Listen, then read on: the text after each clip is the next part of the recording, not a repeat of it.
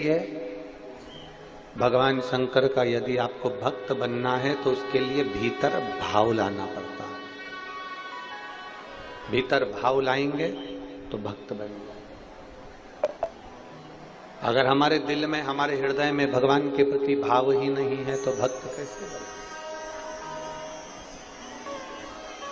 आवाज नहीं जा रही, बाहर पंडाल हो गए।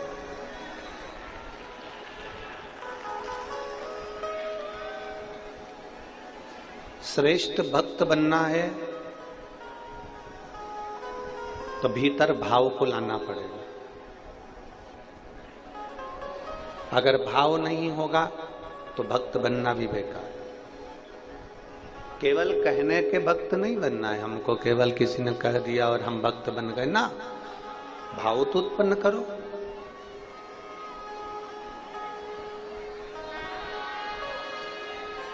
कर रहे हैं।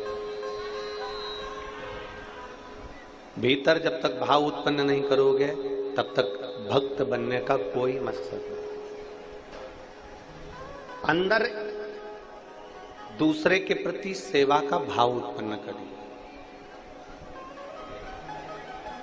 अंदर दूसरों की सेवा का समर्पण उत्पन्न करिए। शिव महापुराण की कथा कहती है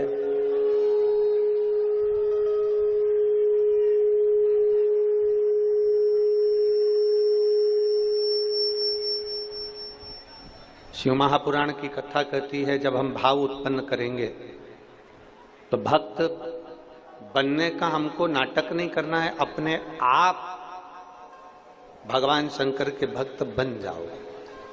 अपने आप बनोगे, आपको कोई बनाने वाला नहीं रहेगा।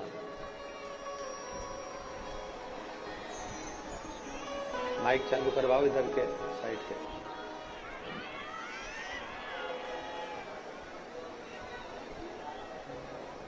किसी की सेवा के प्रति भाव उत्पन्न करिए। आप लोग इतनी सारी संख्या में आए हो, पानी की बोतल दो लाए हो कि नहीं लाए हो? बोलो बोलो, जम के बोलो। आप जरा देखिएगा। लोग हमसे कहते हैं गुरुजी आपकी कथा में इतना सारा भीड़ इकट्ठा हो जाता है, क्या इन सबके मन में भाव है? क्या ये सब शंकर जी के भक्त हैं? जितने ये धूप में खड़े हैं, अपने अपने घर से चादर लाकर, साड़ियां लाकर, टांग कर, लोग अपने अपनी झोपड़ी बनाकर रोडों पर इधर उधर खड़े हुए हैं, मैदान में, ग्राउंड। लोग हमसे कहते हैं क्या इतने सारे भक्त आते हैं कथा में, क्या ये सब शिव भक्त हैं? क्या इनके अंदर भाव है? हम उनको छाती ठोक कर कह सकते हैं जो दूसरे को पानी पिलाने के लिए अपने घर से 2 बाटल बैग में टांग कर, वजन उठाकर कथा स्थल तक आ सकती है तो उसका भाव कुछ कम नहीं हो सकता।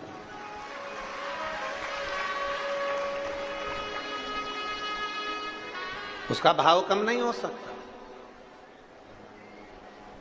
उसके भाव में कोई कमी नहीं हो सकती। उसका भाव कभी गलत नहीं हो सकता। ये मेरी जितनी जीजियां बैठी हैं ना, जितनी माताएं बैठी है, जितने मेरे जीजा बैठे हैं, मेरी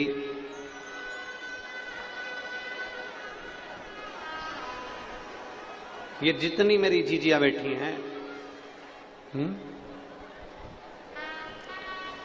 जितनी मेरी जीजियां बैठी हैं, इनसे कोई कह दे कि तुम 2 बैग उठाकर, 4 बैग उठाकर चलना, 3 बैग उठाकर चलना, या किसी के लिए कुछ लेकर चलना, वहां जाकर देना, नहीं। केवल एक शिव महापुराण की कथा एक ऐसी है जिसमें इनका भाव झलकता भी है और भगवान की भक्ति इनके हृदय में समाहित भी होती है।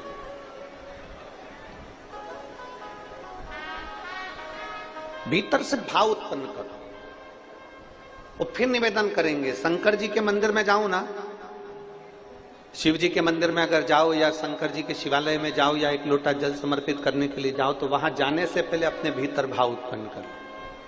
कौन सा भाव उत्पन्न करना है? कि मैं अपने घर से जल लेकर जा रही हूं, मैं अपने घर से पानी लेकर जा रही हूं, मैं अपने घर से जल लेकर जा रही हूं और वहां मैं भगवान देवादिदेव महादेव को जल समर्पित करूंगी, शिव जी को जल चढ़ाऊंगी, मंदिर में झाड़ू लगाऊंगी, पोछा लगाऊंगी और भगवान देवादिदेव महादेव का श्रृंगार करूंगी। हाँ, यदि मार्ग में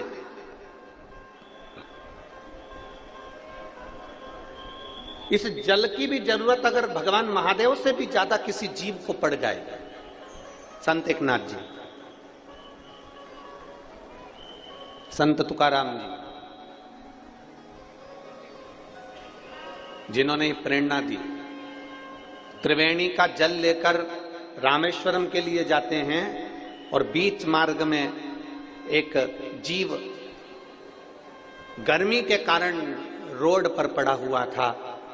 संत एकनाथ जी, संत तुकाराम जी उस जल को भगवान उस जीव को पिला देते हैं। साथ वालों ने कहा तुम ये कावड़ लेकर जा रहे हो, साथ वालों ने कहा ये जल लेकर जा रहे हो, तुम्हें त्रिवेणी का जल शंकर भगवान को रामेश्वर में चढ़ाना था और तुम ये बीच में सारा जल तुमने इसको पिला दिया। तो इतने में संत एकनाथ तुकाराम जी महाराज बड़े भाव से कहते हैं कि देखो, वो भी महादेव है और ये भी महादेव है, अगर महादेव को यहां लेना है तो वो जल को स्वीकार करना।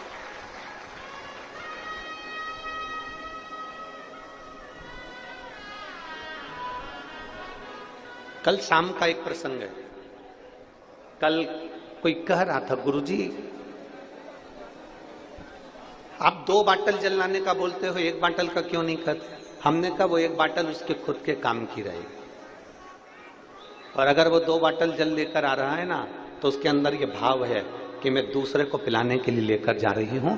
अगर हम दूसरे को समर्पण करने का भाव रखते हैं तो भोलेनाथ भी अपना सर्वस्व तुम्हें लुटाने का भाव अपने भीतर रखते हैं।